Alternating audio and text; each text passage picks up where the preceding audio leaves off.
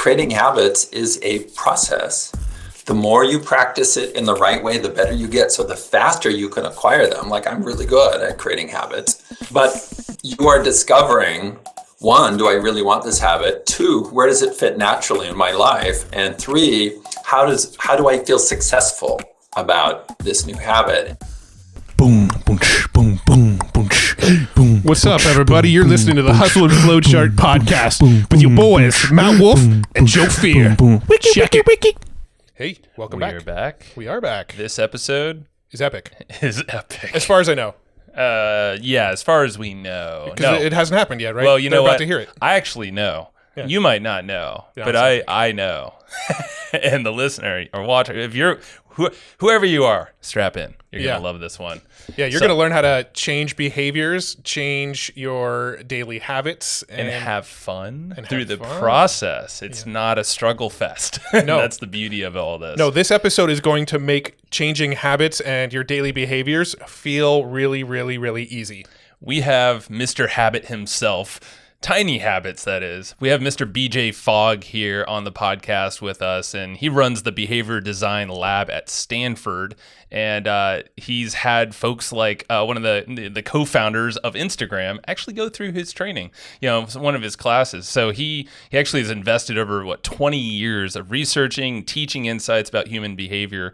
He's trained Fortune 500 companies with a focus on health, productivity, financial well-being. He's actually had a big basically a lot of predictions about how technology is going to use persuasion and all this. He's taken a lot of the principles from Robert Cialdini in his book Influence, which we're having Robert on the show as well, which is really cool. So you'll hear a little story about that inside of here. But it's really fascinating how people weren't listening to him back in the day. Yeah. Well, things have changed. That was about 10 years ago. So BJ's been ahead of the times, this whole thing. So he's talking about all that stuff. I mean, he's condensed all of his work over the last 20 years into Tiny Habits, and that's his book, which you definitely got to go. It's called Tiny Habits: The Small Changes That Change Everything. Yeah, no, it's a pretty game changer of a book that I highly recommend everybody check out. He also has a free online course that you can go through over at tinyhabits.com/join. So make sure you go through that free course first. There's no catch, no upsells, none of that stuff. They wanted to be super clear that. And if you haven't gotten the book yet, after going through that course, you'll probably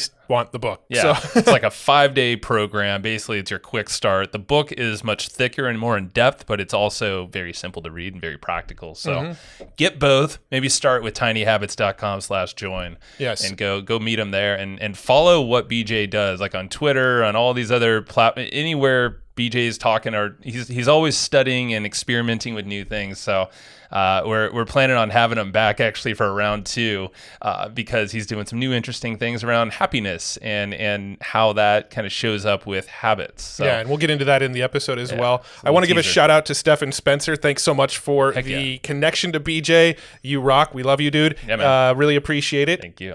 And Flow notes. So action guides, we call them as well. We don't have a great title, but you know what? We took the cliff notes, those are in air quotes, for you of this episode. So within 2 weeks, they are totally free. If you go to flowchartgroup.com, plug in your email address. It also gives you access to our Facebook community. We go to flowchartgroup.com and you will get those action guides. Yes, and we do have a sponsor for this episode, and we're going to talk about that sponsor right now. Boom. Yo, so you've heard us talk a lot about Ahrefs in past episodes, and to this day, it's still our favorite number one SEO tool. We still use it ourselves. We love it, but now they're sponsoring this podcast again because they've got a free version for you. There's a new, very, very spokesperson. I'm pumped about it. It's a free Ahrefs. It's awesome. It is rad. This is the first we've heard about it, is them coming back to present it to y'all. But they have something called Webmaster Tools. So if you go to ahrefs.com/AWT. That's ahrefs.com/AWT. What this is a full-blown tool that's going to monitor your SEO health, the backlinks, all the organic ranks, and all that stuff. There's a whole bunch of different little things that it does, but no cost. This is totally free, no credit card required. Ahrefs just knows that. I mean, Ahrefs is a total professional like SEO tool. But the budget, not everyone can afford it. So that's why they were listening to y'all. So over at ahrefs.com/AWT, you can actually go get signed up and check this thing out for free. Yeah, so go improve your website's SEO performance for free at ahrefs.com/AWT. Showtime, BJ. And here we are. Yay. Well, this dramatic countdown, we were waiting, awkwardly looking at each other. So it's awesome to have you on the show here, and thank you for your time. It's a super big honor, man. And you're always doing amazing things. I mean, can't even keep track of all the studies you've been involved in, and obviously, Tiny Habits, your book that came out somewhat recently. Amazing read and very practical, and something that is seems like the foundation that everyone should have in terms of habits and behavioral change for themselves, or at least understanding themselves a little bit more, huh? Well, thank you for inviting me to be on your show. And I think we're going to have fun here. And I think we're going to... It's the game plan. Maybe we even go to the edge a little bit here and be a little bit crazy. And maybe I'll say some things I regret. Let's see what happens. Well, that's our goal, right? Right. Let's make news. Yeah, well, we're super excited about this. We've spent the last 48 hours or so going down the BJ Fogg rabbit hole, watching TED Talks, listening to podcasts, going back over our book notes, all of that stuff. So we've got a lot of areas we want to try to cover with you. But I think where we want to start is we're really interested in how you got into behavior. Like what fascinated you about behavior? Was there some sort of catalyst that made you go down that rabbit hole? Yeah, I think so. I think it was my upbringing, being raised Mormon. So I was raised Mormon in Fresno, California. And a big part of that culture, at least how I understood it, was about regulating your behavior and optimizing your behavior. And so I think if you really were to trace it back, it would be that. And my dad, being the dutiful Mormon father, would sit us down. So I'm third of 7 kids. Wow. Yeah. And he would have these annual interviews with us, like, what are your goals for this year? And how can I support you? And very awesome. At the time, it was like, oh, Dad, do we have to do this again? But you look back and you're like, good for my dad. And I didn't love it, but it certainly was just part of the culture I grew up in, was optimizing your life. And you do that through behavior change and habits and so on. Yeah. Yeah. So, I mean, it's such a great conditioning you had at the time. It's definitely not common, I don't think. I did not grow up in a household like that, but just the constant improvement, or that you have a North Star or a vision of yourself that maybe you kind of see in the future. And your dad was helping you kind of create some stepping stones into the future and who that person is. You can become that person. Yeah. Well, I got to give credit to my mom, too. She's a musician. She sang in the Mormon Tabernacle Choir. Wow. And she cajoled, persuaded, bribed me into practicing the piano every day. And I know that may not seem very related, but I think the discipline, especially when you're young, of practicing a musical instrument every day and failing and drilling and getting better, that maps so very well to how you create habits in the real world. You're not going to be perfect playing this song. You're not going to be perfect at habits. So there's something that I'm recognizing more and more, 40 years later, that being essentially forced or bribed into practicing a musical instrument every day is really great training ground for lots of things, including behavior change when you're an adult. Yeah. Well, I knew you're a fan of the recorder now, right? Instead of... Oh my gosh, do not, my book agent said, BJ, you cannot play the recorder anymore in your like I was in England playing the recorder, like on their version of NPR. Yeah. He's like, stop doing that. You're piercing eardrums. Well, you're probably the best recorder player out there. I know that was the instrument of choice for elementary school kids. But hey, it's great, man. Well, you mentioned, because there was another podcast, and I'm happy you brought up the instrument thing, that guitar. I think you referenced guitar. Was there because we're both guitar players. You have one? Yeah, I love it.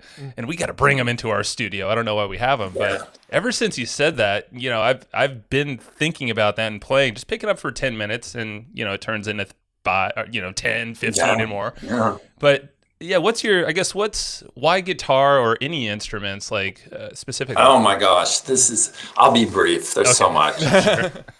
Music is this amazing thing. You guys know this. Everybody listening knows this. There's something about music that's just amazing. And in fact, my Stanford lab just did a little piece of research, and it was reported on last week in our weekly lab meeting. And music was the number one way that at least the people in our research were using that to regulate their emotions. I mean, that's not a huge surprise. So music is big. I feel like creating or playing an instrument is just taking it to another level. So there's a creative aspect. With guitar, it's the vibration being right here. With recorder, and I play a steel drum. There's other things I play, but there's the vibrations and it just being right there and you being connected with it and moving that forward. There's just something really hard to describe about that, how great that is. Yeah, man, you stole, like, it was like you had a weird camera in my living room or something last night, because I was feeling the vibrations in a different way, and I was almost hugging the guitar. I mean, it's cool. I mean, it's a special guitar for me, but still it had that connection, like you said. And I mean, how cool is that? Because I feel like that leads to flow and patterns, and there's a lot to music in that sense. Yes, and very therapeutic. One thing I didn't recognize. So then, I kind of move between the different instruments that I play. And yes, I still play keyboard. I have another keyboard arriving today, actually. But what I realized in writing the book, Tiny Habits, and I didn't realize this, I was probably a year into writing it. Whenever I reached a tough passage, like, oh my gosh, I would go out and play the recorder in the living room, much to my partner's dismay. But it was the breathing and it was getting away from the writing that then refreshed and encouraged and energized me to go back and tackle it again. And it wasn't obvious that was happening, but about a year in, and when I look back, it's like, that's exactly what I'm doing. I am refreshing by this woodwind instrument. And so I think that's moved me to so now I play a bass recorder, which is a large instrument, takes a lot of air, and that even emphasizes the breathing and the attention to detail more, because it shows every single flaw that you're doing. But that breath work, and I think that's why I've moved away from guitar some, and I'm focusing on recorder right now. Yeah, we're very big fans of breath work, but we won't go down that rabbit hole now, because that's a whole nother one. One of the things you said steel drum. Are you doing the hand pans? I'm just kind of curious. Yes, I've got a rap drum. I don't know if you know the rap drum. I've got the one in D, D major. Okay. Yeah. And the D major, it's like almost impossible to sound bad. Anything you do on that is going to sound good. And so I got that one. I love it. Yeah. Right, so buy D major. Yeah, exactly. That's the hack there. Well, you mentioned, like it's an emotional thing, a guitar and all this stuff, this connection. And that's what I think that's a big piece of your book and all of your work, is that emotions are helping create the habits. It's not the motivation necessarily or the willpower, strength of mind. And so I thought that was a cool distinction that you just kind of brought up in passing here. Yeah. And so as a kid playing the piano, and I had to do it really early in the morning, I was not getting I was not being reinforced through my emotions. It was quite the opposite. It was frustration. I didn't like it. I didn't like the pieces I was playing, and so on.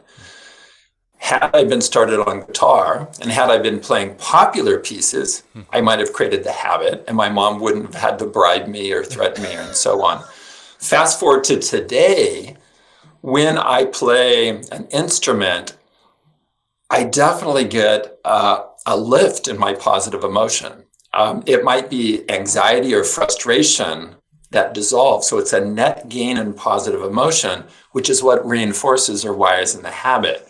So there's a big difference between me as a child trying to play classical pieces on the piano versus me today playing whatever I want on whatever instrument I want, and the emotional experience I have doing that. So playing music has just become a huge part of my life. And in fact, I'm a little obsessed with it. And this has gone on for years. This is not a phase. This has gone on for years. And it's like, man, if I could just play instruments all day long, I would probably do that right now.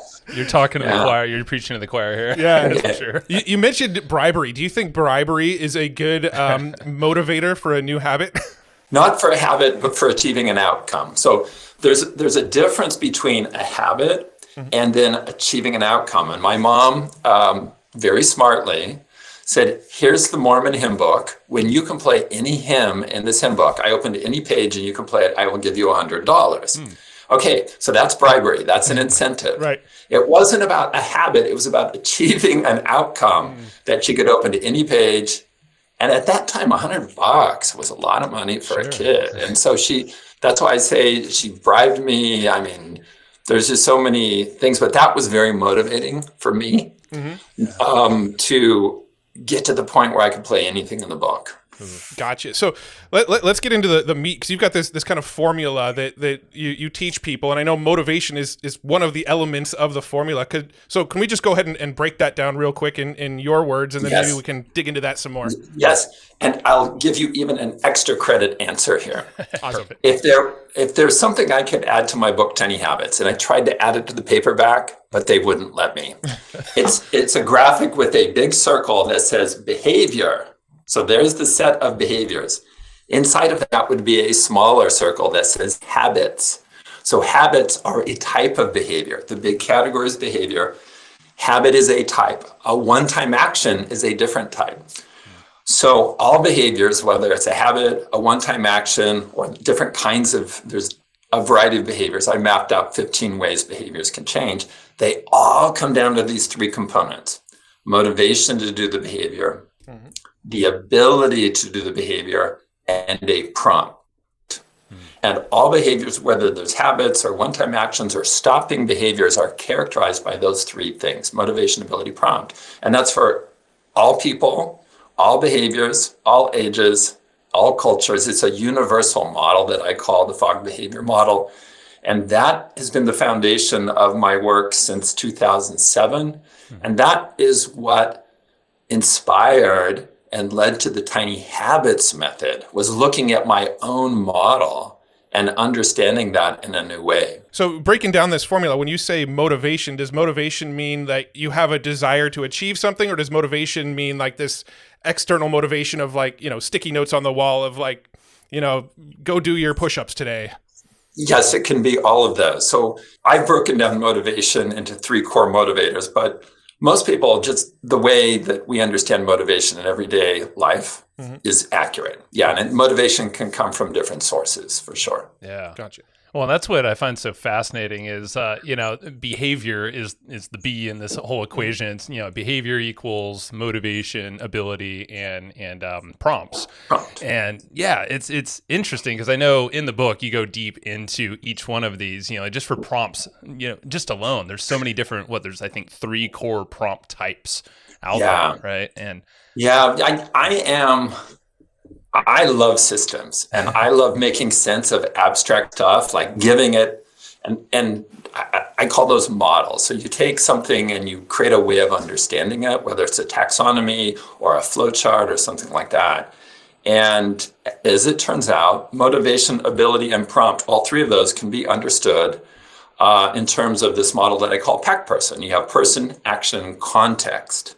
So for example, motivation can come from the person, him or herself. Motivation can come from the context. Oh, I'm really afraid of COVID. Or, oh my gosh, I'm at a football game and everybody's cheering around me. And motivation can also be connected to the action, like carrot and stick. So that is one way of, and you can do the same with prompt and ability. So it turns out that those components, the person, the action, and the context, are all important to account for whether you're looking at motivation or ability or prompt. So that model spans across the behavior model. Okay. Sorry, we geeked out a little bit here, but the point is, it's all a system. Behavior is a system. Behavior change is a system. The way you create habits is a system. You don't have to guess.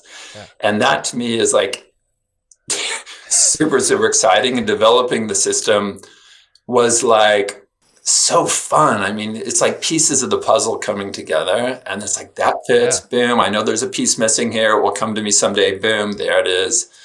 And that just, I mean, it's like solving a huge puzzle and putting it all together.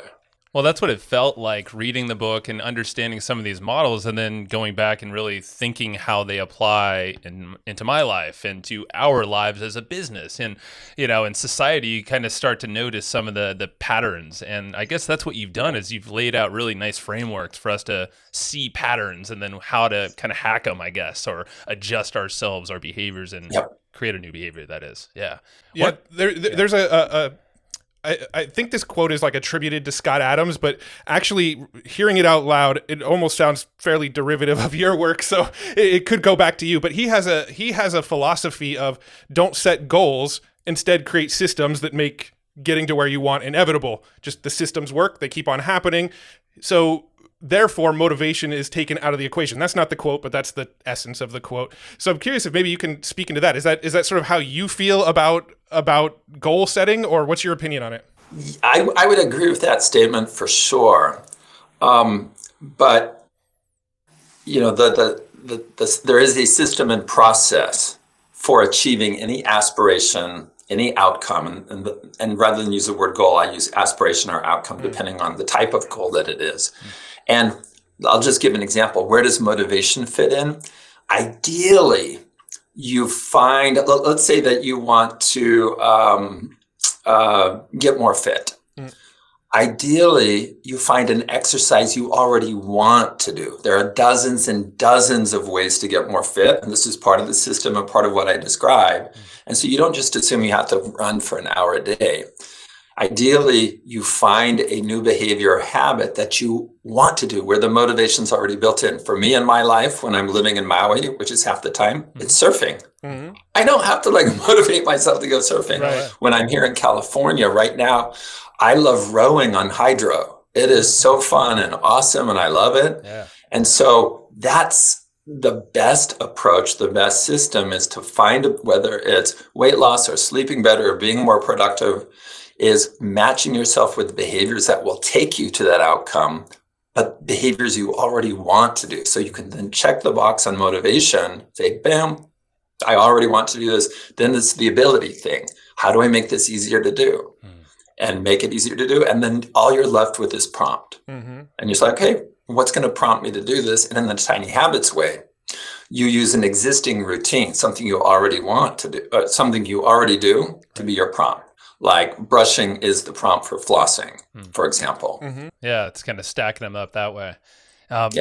This is something that maybe other people have already heard. I know you have a TED Talk, and this is in there, but the Maui Habit, and that's the number one thing. I know I've been doing it ever since I learned about it from you. Yeah, thank you. And started to do some squats after peeing as well. I know that's that's something you do, push-ups, I believe. So it's the Maui Habit, that's just an interesting way to kind of celebrate life. You woke up and now what's next? And it's almost like you could stack from that. Can you explain that process in the morning? Yeah, the habit that I named the Maui Habit was really quite an accident how it came across, but now thousands of people do it. It's the only habit that I prescribe in my book, Tiny Habits, because everything else in that book is about creating any habit that you want. So the Maui Habit goes like this. As soon as you get up in the morning, so it's after my feet touch the floor in the morning, I will say, it's going to be a great day. Bam, 7 words, simple.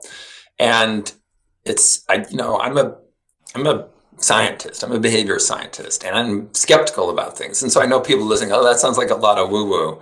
But man, try it. Try it in your life, and it has just an unexpectedly big impact in life if you just say it's going to be a great day. Yeah. Well, what are some science bombs, I guess, that we can give us laymen's that would maybe help someone that is still skeptical, or I'm not feeling anything after doing this? Are there a couple things that are rooted in science that you found it out? Well, we almost, when I say we, I mean my agent and my agent's team almost called my book something else that had to do with your life is this science lab. Okay, so we were going to call it the Change Lab. Science is what it is. It's observation. It's careful observation. That's what science is. It's not like it has to be an academic publication or that somebody with a credential does it. It's essentially careful observation and finding the patterns in those observations and then quantifying it possibly if you can.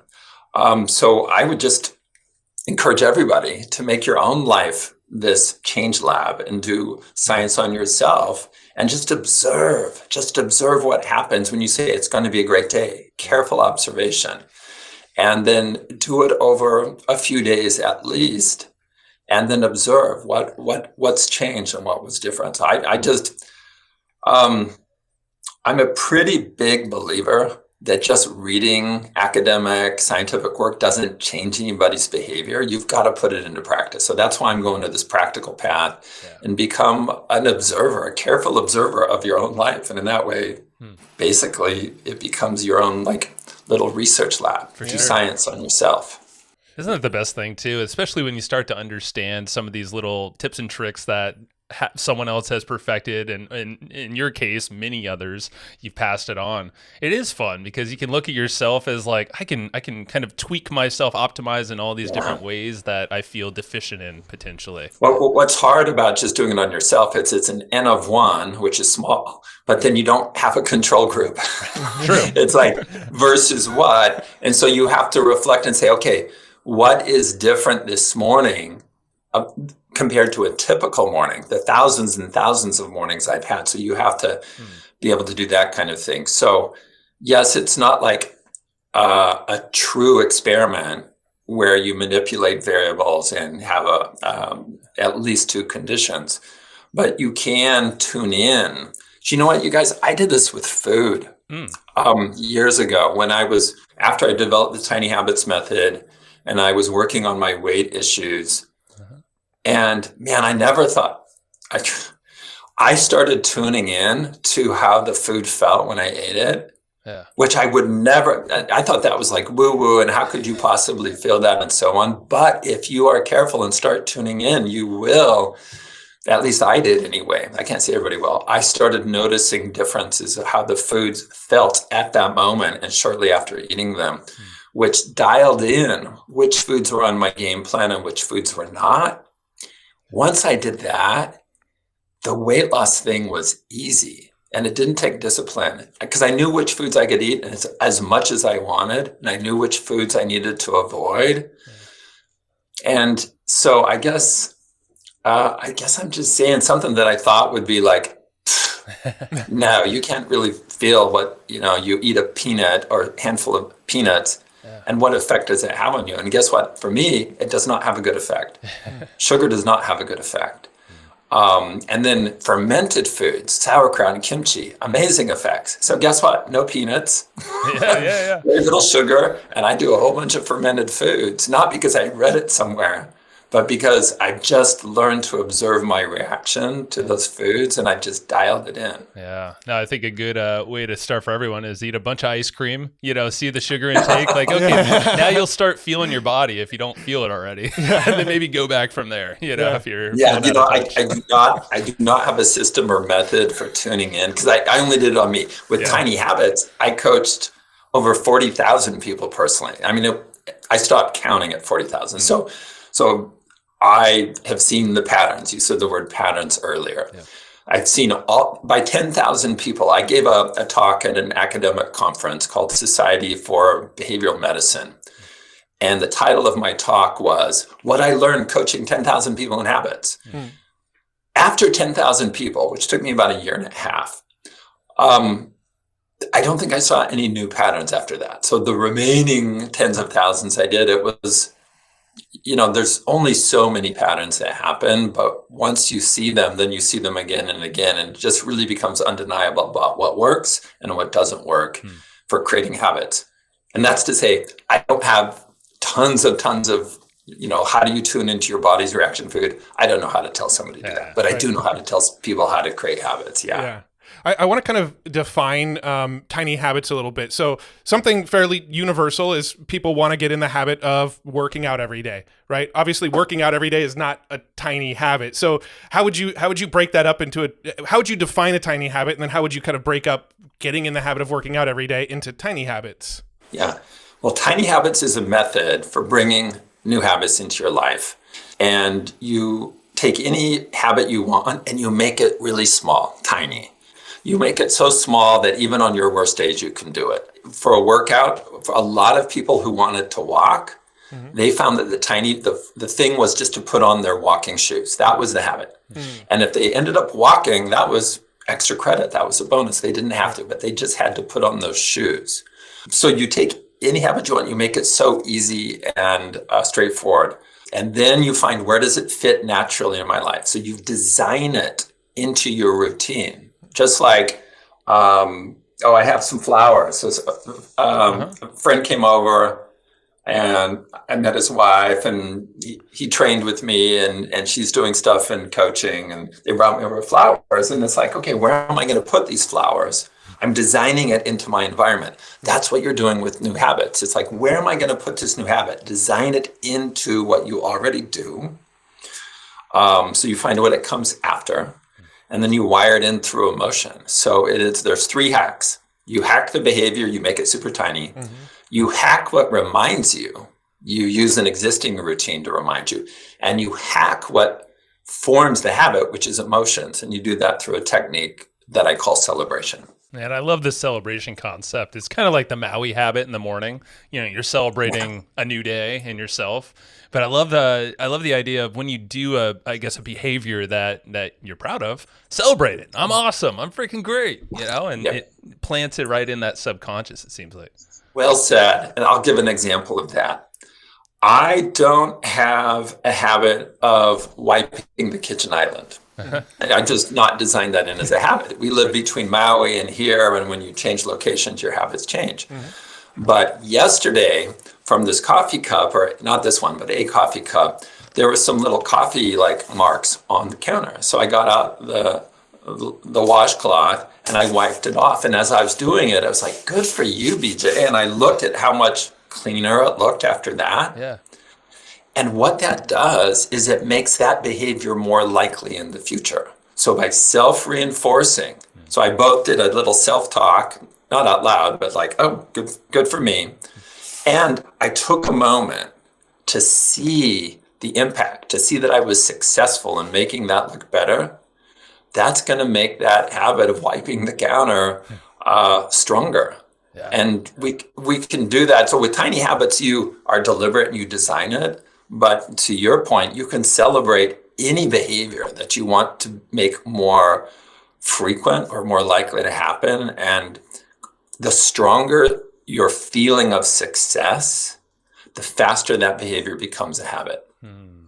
So it's, even if it's the smallest thing, taking out the trash, whatever it might be, it's yes, I did that today. I did it on time without rushing for the truck that's coming down the street. Yeah. But you know what? It could even be something that's, it could be even more abstract. Yeah. But let's say your husband or wife does something that annoys you, but you don't react. And in the moment of not reacting, you could be saying, oh my gosh, I'm doing it. Good for me. I'm sticking to my game plan of, just tell yourself, help yourself feel successful. And that will help that behavior become more predominant in your life. Yeah. No. Do you have any advice or tips for sort of not derailing your tiny habits? So for example, let's say I every day I go to the bathroom, I brush my teeth, I put on my shoes, and I go for a run. And then I do that for a couple months straight. And then I go to Cancun for a week and just lounge around on the beach in Cancun, and that habit falls off. Do you have any tips for, stopping the derailment when the environment or your daily actions change? Embrace the fact that you're on vacation and your habits are going to change. Yeah. I mean, your habits are very driven by your context. And, so I talked about the person, the action, the context. That also applies to habits. It's you doing the exercise in the context, which is your home context. When you go to Cancun, it's a different context. So that means it's a different habit. Right. And so the fact that it doesn't happen, just be really compassionate with yourself. So I guess my answer is one way to deal with derailment or not achieving what you'd hoped is to just give yourself a ton of compassion and just say, hey, I didn't do it today. Well, I didn't do it on a vacation. That's fine. I'm doing other things. Say you get back home and it doesn't happen. It's like, hey, I'm transitioning back. That's okay. I'll do it tomorrow. So just really getting rid of this black and white thinking. See your habits, your set of habits as this thing that will evolve. The fact of the matter is right now, I'm not doing push-ups after I pee. I am doing squats. I'm doing a very deep squat because I'm trying to just be able to sit on my haunches alone. And that's cool. And then I'll go back to push-ups at some point. And so I think having this flexibility with your habits and evolving them in a way that suits your life, that's the best way to go because our desires change, our environment changes, the seasons turn over. And so look at habits is something that will change over time. And don't resist it. Go with what you want. I really want the flexibility of doing deep squats, and I'll say why.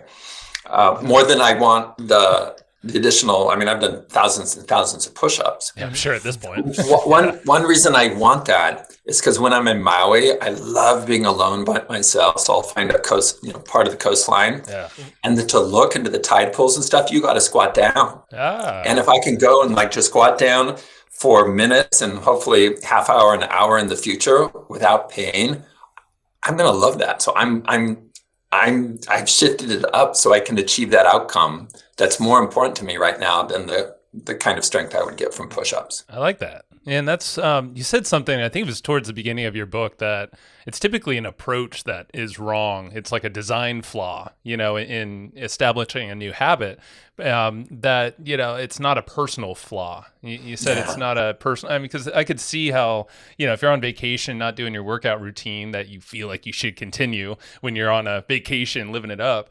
It's like, I could see self-sabotage or criticism starting to creep in. And then that could probably lead to derailment later on. Well, there's that whole Jerry Seinfeld thing where he was like, don't break the chain, put the thing on the calendar. And I've always had that in my head of I don't want to break the chain. He's wrong. Seinfeld was not very helpful in that episode with people creating habits. You don't have to be, nobody's perfect. Just like me learning to play the piano. If the measure was, here's your new piece, you got to be perfect playing that piece. Nobody is. No. Nobody's perfect speaking a new language. A baby's not perfect in walking. Creating habits is a process. The more you practice it in the right way, the better you get. So the faster you can acquire them. I'm really good at creating habits.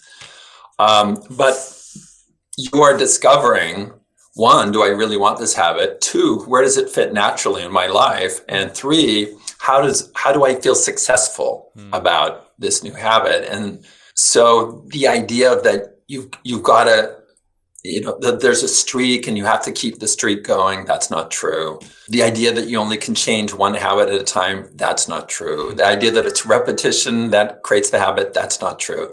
There's a whole bunch of myths that are unhelpful. And I guess I'll end my little speech with this. Feeling bad does not help you change in a lasting positive way.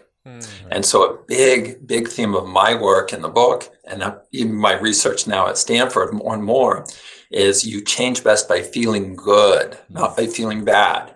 And positive emotions are how you create the habits and how you create lasting change and how you transform your life in bigger ways. Yeah. So that's why, I didn't know if I'll call it the most important research project. Maybe it is in my lab.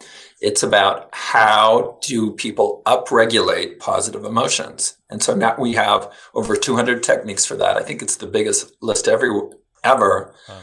And we are going to start teaching it as part of our research, teaching it, see people how they apply it and so on. So 10 years ago, I would have never thought I would be talking a lot about emotions, but now they're central to habits and they're central to our happiness. And emotions is a very messy landscape academically. And we don't have to get into that mess to recognize the importance of positive emotions for our own well-being and flourishing, but also for the people around us.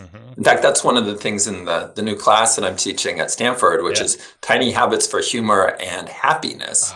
Tiny Habits for Humor and Happiness. One of the things in the course description is that I want the students to become the source of positivity for people around them. Now more than ever, people need that. And in the course I'm teaching, yes, I want the students to be happier and want them to bring more humor into their lives, but for them to be that source of positivity and give other people hope, that's like the most important thing I think I can be doing with those students during the time I have with them. Well, there was so two things. I saw your Twitter, and when you announced this class, I think it was yesterday at the time of this recording, it immediately made me jealous that I'm not a Stanford student. and I saw a couple other people asking, "Hey, is there a way that we can, So I just pray that this thing works out and you publish it as another book or a cool video or something where the rest of the world can experience a little bit. I don't know if that's it will come out in some form. What I'm hoping. I mean, the first time, so I always teach a new class at Stanford. There's only one class in 20 years that I've repeated. I always come up with a new topic. But this is one that I hope to repeat and I hope to scale, not just within Stanford students, but at other universities and even outside of the academic communities. But the first time you do something, you got to make it simpler. So I can't have guests and I can't have industry visitors. I've just got to make sure I do a pretty good job on this class and hopefully a great job. But when you add uncertainty like people outside of Stanford and a lot more people, it makes it harder.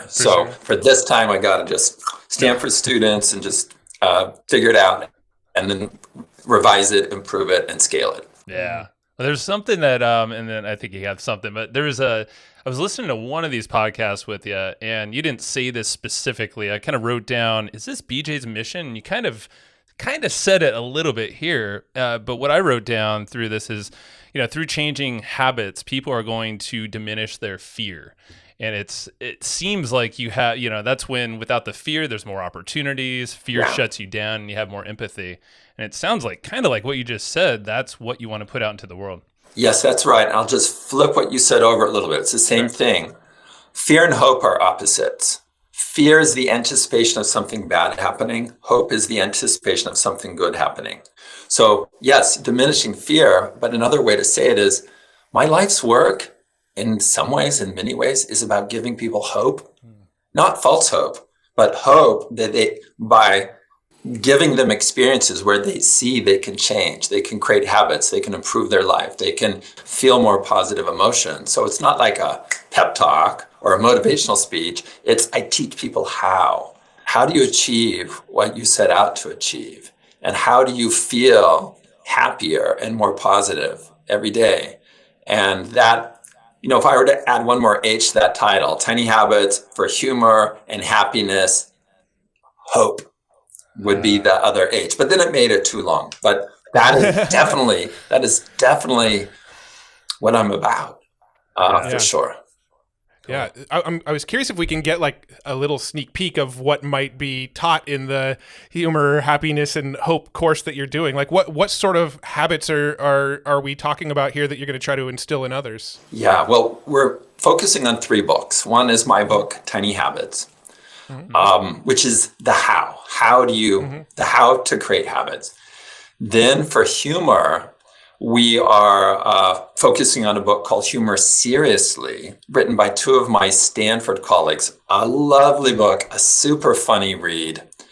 And then the students will read that book and we'll have the authors do a guest visit to class and they'll then extract from the book, like what habits. So they'll take the what from the Humor Seriously book and then create habits using the how from Tiny Habits. And then the 3rd book that we're focusing on is a new one that isn't out at this very moment, but bam, here it is. Nice. The Gap and the Gain by Dan Sullivan and Benjamin Hardy. And this will become the foundation for talking about happiness. So there's so many ways to look at happiness, but this brand new book and the concepts here about focusing on the gain that you've made and not the gap that remains, I think is so important for Stanford students right now. And so we'll take the concepts in this book and put them into the Tiny Habits method. Yeah. And so in this class, like pretty much all the classes I teach at Stanford, I haven't solved every little thing. It's a discovery with the students. So I'm inviting the students to join me on this journey that nobody's ever had before. That characterizes all my classes. Like, oh, nobody's done this before. And together we're going to figure it out, and we're going to create and understand things in ways that have never happened before, which a lot of Stanford students love that kind of thing. I know I do. And so it's those 3 books plus some other readings, but it's really those things that we're going to put into practice. And so by December, I will have very specific answers for you. Like what are the best tiny habits for humor? What are the best tiny habits for happiness based on the gap in the gain? But I'm not trying to solve that because I want to bring in the Stanford students and make them carry the burden with me. Like I'll reframe that. Give them the opportunity to discover stuff and not just be like spoon-fed in a lecture or something. Like learn how to discover. That's most of my classes are that. Learn how to discover new stuff. Yeah. So out of the 10,000 habits you've helped people build into their daily lives, are there any habits that come to mind that you've worked with people on that really that created a noticeable improvement in quality of life for people? Oh, there's a lot. I mean, the push-up one, I didn't count, but probably dozens of people that have emailed me and said, oh, I started with 2 push-ups and now here's all these great things that have happened to me. Bam, bam, bam. Yeah, physical things, confidence, their career changed. I mean, what surprises people, and we see this week after week. So there's a 5-day program in Tiny Habits that runs Monday through Friday every week. And we measure the results every weekend, and every Tuesday we have a meeting about the previous week. And so we see all the results. And people are like, oh my gosh, even though I was just focusing on tiny things, I can see just within a few days how big these things are. So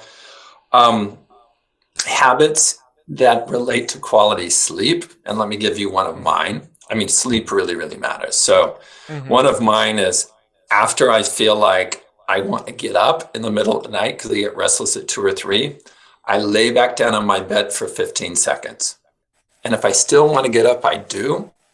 But most of the time, I lay down and I'm like, oh, I don't want to get up. This feels really good. So there's dozens of habits around sleep, but that's one that I do to overcome whatever that drive is or reason that I feel like I need to get up. In terms of eating, finding a snack, a go-to snack that's on your game plan and getting really good at accessing that snack instead of looking at other temptations.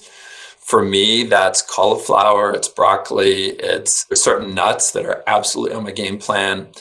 And then in terms of relationships, I mean, we could go on with these categories, but relationships really, really matter. And in the listening arena, a habit that is such a great one to have is when somebody says something, whether it's at the dinner table or a party or even a stranger, rather than you jumping in and adding your piece. So the tiny habit recipe goes like this. After somebody shares something about their life with me, I will say, that's interesting. Tell me more. Bam. You can strengthen close relationships. You can turn strangers into friends just by saying, that's interesting. Tell me more in a sincere way. You got to be sincere and then really listen. That's good stuff. That kind of relates to this thing that this might seem a little off topic or it's going back in time for you, but like in 2 days, we're interviewing Robert Cialdini. And I know he was a big, is he over there too? I got his new book over here. It's amazing. They just sent it to us and it's fabulous. It's huge. It's 220 extra pages on the back of it is what I heard. Tell us about how his influence book played a big role, because I think it's so damn fascinating that you and technology, I think it's 10 plus years ago, you were predicting behavioral change in people through our devices, technology, and it was using his principles. In 1993, as a doctoral student at Stanford, I took the principles from his book and I designed true experiments to see if computers could flatter you and have impact. If you would give favors back to computers, reciprocity, whether computers could be teammates. So the principles in his book, and at the time he had 6, now he has 7 in this new book, and the new book's amazing. But back then there were these 6 principles. And I essentially took those human influence dynamics and ran experiments to see if computers could use reciprocity, could use praise, could use team dynamics to change people's attitudes and behaviors. And the answer was yes. These principles were so powerful that even though you knew you're interacting with a computer, you would still be influenced by them, which then led me to go, oh my gosh, this is great and this is terrible. So 1998, I did the first publication saying, hey, everybody, we have a real problem here. Machines are going to be designed to influence our attitudes and behaviors. Machines that can operate autonomously. And we can use this power for good, but there's going to be bad uses of this. So that was me trying to get people to pay attention in 1998. Nobody really cared at that point, unfortunately. Oh man, it's so wild to think back because of how prevalent it is now, and every single platform taking these persuasion principles. Probably a lot of your work as well, these studies you've done with groups and patterns and habits. It's crazy, but man, I'm sure they're listening now, or hopefully they are. Well, the main principle of influence that I've advocated is simplicity. Simplicity. That's really been my theme for even before the behavior model. I recognized everything in the tech world that was working was drop dead simple. So that's what I preach to my students, was simplicity. Got it, man. Yeah, I'll bring that up to Robert Cialdini in a couple of days, and he needs one more principle. You guys. Good for you for bringing him onto your show. This is very important. I hope everybody tunes into that show. Thank you. I appreciate that. Well, both of you. I mean, it's this whole week we've kind of been like pinching ourselves a little bit because you guys are rooted in so much studies and in science and all the experiments you've done, and it's just fascinating. So, I mean, you've obviously left breadcrumbs and more all around the globe in many ways. So, thank you. Yeah, well, I mean, so Tiny Habits is the book. Everybody should read the book. Everybody should pick it up and read it. Maybe just start with 1 page a day. Just after you brush your teeth, go read 1 page. But everybody needs to pick up Tiny Habits and read that book. Is there anywhere else you would want people to go or check out after listening to this episode? There's a free 5-day program in Tiny Habits, and you have a real human coach that I've helped train in that. And it's free, and there's no hidden motive. This is the program that I developed in 2010, launched in 2011. James Clear took the program in 2013. That got him interested in habits. Nice. So do the 5-day program at tinyhabits.com. And there's a bunch of free resources and stuff that's out there. But just know that changing your life by creating new habits is easier than you think if you do it in a certain way. And you don't have to spend hours and hours. I mean, the free 5-day program is probably 35 minutes total during the week. And it teaches you a whole bunch of skills of change that you can then leverage for the rest of your life. The book is about, if you're listening to it, it's an 11-hour. So that's, much longer than a 35-minute 5-day program. Right. Sure. But yeah, I would point people there. And if they want to know more about my work in general, bjfogg.com is the launching point for Tiny Habits and my Stanford work and other stuff. Awesome. Well, BJ, it's been a pleasure. Like we said already, thank you very much, Thank man. you. As my voice is going out now. And thank you very much for all the work to come too, because I know you have some cool stuff. And I can't wait to hear about the happiness class. I can't wait to Seriously. see what comes out of those studies you guys do. Yeah, man. That's going to be fun. Well, thank you. Maybe we do a follow-up in December or once the class wraps, and then I can give you the specific details of what we discovered. Let's do it. And the impact. I'll be measuring, of course, the impact on the students because I love measuring everything. No, that's an exaggeration. I love measuring things. I don't measure everything. I love measuring things. So, after the course is over, I'd be happy to share what we discovered and what the results were. That'd be amazing, BJ. Thank you. Let's do it, man. All right. Thanks, you guys. Great one. All right. Man, oh man, that was fun. That was good. That was seriously fun. That was an episode that we've been working on making happen for a while, and we were super pumped about it. And we weren't lying. I mean, the last 48 hours have been like BJ Fogg immersion. Totally. I mean, and it's you know, we had a chat with BJ slightly after, and you know, made a little video, kind of a little endorsement thing. So that was really cool, BJ. And you know, he's like, seemed like they're really into this topic too. I'm like, and it's true. We were like so deep into this, even before deep diving into BJ and all the latest and greatest and Tiny Habits, which definitely pick up that book. You know, it's pretty obvious where you can find it everywhere. New York Times bestseller. So it's a book that you definitely want to get. Like pretty much all of the other, I won't name names, but pretty much all of the other like habit books that have come out over the last several years are all sort of based off of his work. Like, most of it is his work that other people just built on and taught and tried to pass off as their own. Won't name any names, but he is the godfather of this stuff. Definitely the godfather. Yes. So definitely, go check out the free course. You know, go there. What was that? BJ? It's tinyhabits.com. Yeah. Right? So tinyhabits.com is where you can get the course. BJ Fogg is a little bit more about him. So it's both of those sites. Fogg with 2 G's, just to clarify. Double G on the FOGG. Yeah, similar to Snoop Dogg, right? But it's I like Fogg. that. Yeah. I'm sure he gets that all the time. Man, I think so we've been immersed in this kind of thing, and you know, and not only just habits, but more behavioral change and understanding who we are and understanding what patterns don't we like so much or behaviors. And, you know, for a long time, I know, like, we've talked about where we've struggled with certain patterns.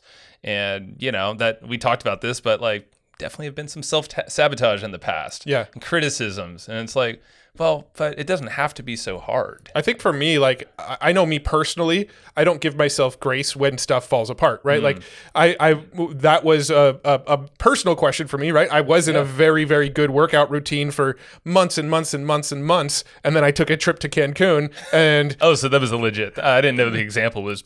Yeah, no, the example was right out of my own life. So I went to Cancun, and I actually... The interesting thing is I actually maintained the workout routine through Cancun, but when I came home, I didn't keep up with it. Interesting. Like I was so sort of in my head when going to Cancun that this is going to fall apart. This routine's going to fall apart, that I actually stuck with it every day while I was there. And then I came home and I was so exhausted from all the travel. Like, I think I told you the story. We got in from Cancun at like 2 a.m. because of, you know, the border was all backed up and just we had issues. And so the next day I was just like so exhausted that I can't even, right? Like that's what the kids say these days, right? I can't. And then you couldn't even further days after that. Yeah, and then after that, I just kind of never picked back up with the habit again, right? So that was where that question came from, was like a personal thing that pops up for me. It's like I can get into a good habit, and I go on a vacation, and then I sort of fall out of it, and then I start to like beat myself up when I get home of like, man, why can't I get back into it when I got home?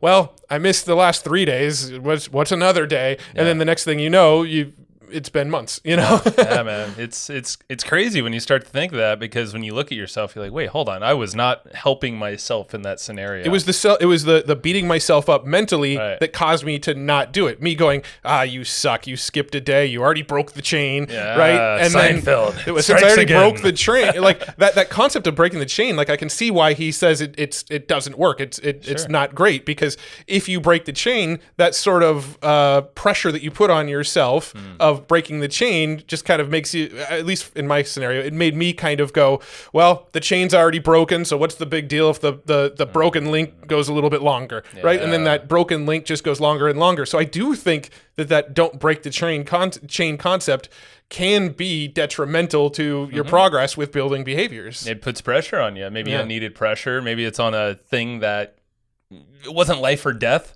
I mean, maybe there's certain things in your life where you really should not break the chain. Yeah, like keep brushing your teeth, people. Picking up your kids from school, things like that, you know? Yeah. But you're right, you know, I think that was a kind of an aha moment, even though I feel like when you kind of step back, you're like, duh, like you probably should feel good when you want to improve some part of your life, some aspect. But I think, I don't know if it's a natural behavior that a lot of us are, or maybe it's conditioning from the past, where it's just like, oh, you're so hard on yourself, or that you're so goal oriented. Well, also the habit wasn't tiny enough. That's right. it. Like the habit for me was an entire 45-minute workout routine, right? And so when you come back and you try to keep going back with that habit, it feels big. It feels monumental after a while, where had my habit been like, when I get back, I'm just going to try to get into my garage and just do one barbell press, right? Like, and that's the habit. Just go for one. And then what inevitably happens is once I'm in the garage and I start working out, I don't really want to stop. I'm going to do more. Yeah, no, it's true. It's like, get that momentum built up. And I know that's what BJ talks about in Tiny Habits a lot. Extra credit. And the extra credit's going to probably always happen for the most part if you're feeling all right. Yeah. Well, I've talked about the one push-up thing too, and I never realized it until now, but that's BJ Fogg's work. I originally heard about it because Tim Ferriss was interviewing Matt Mullenweg, and he followed this process, which he probably learned from BJ I'm sure Fogg. There's been a lot of mashup at this point. Yeah, but he had this thing of, I just try to shoot for one push-up every day, and I never only do one push-up, but I try to shoot for one push-up every day, and I did that for a little while. Fell out it after a while, but then celebrating. I think that's the other piece of it, is like celebrating all these micro wins in your behaviors. If it's a behavior that you're not normally doing, but you really want to do, you do that one push-up, you're like, heck yeah, I'm freaking awesome. I did that, or maybe a little internal thing, so you're not going to make people around you a little bit like, who's this guy? Yeah. But those little wins, can come in every little action you do. Yeah. Like we celebrated right after finishing this podcast. We do that almost every single time after we hit stop. We give ourselves a high five. Sometimes it's not after we hit stop. Sometimes it's before we hit stop.